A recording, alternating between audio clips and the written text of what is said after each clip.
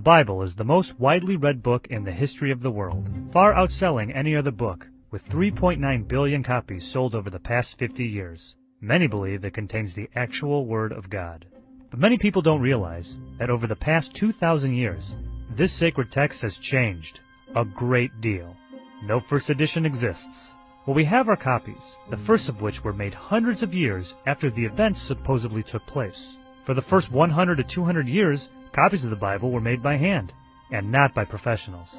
This led to many errors, omissions, and most importantly, changes. Here are the three biggest.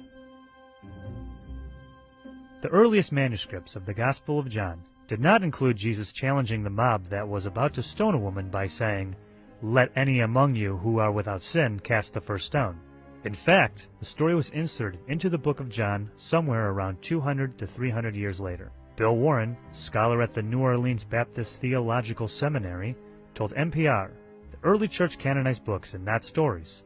So when it had authentic stories from Jesus in the oral tradition, they had to find a way to put it in the text."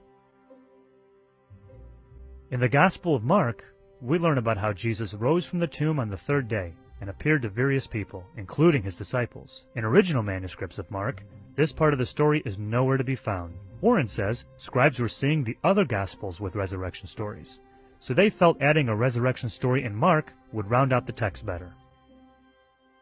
In the Gospel of Luke, Jesus' dying plea for his executioners to be forgiven, for they know not what they are doing, was not originally intended to describe the actions of the Romans. According to Bart D. Ehrman, the author of Misquoting Jesus, the story behind who changed the Bible and why, in earlier versions it was meant to refer to the Jewish leaders who had sentenced him to death. He told NPR this was a problem for Christians in the 2nd and 3rd centuries, who believed God hadn't forgiven the Jews and still blamed them for killing Jesus.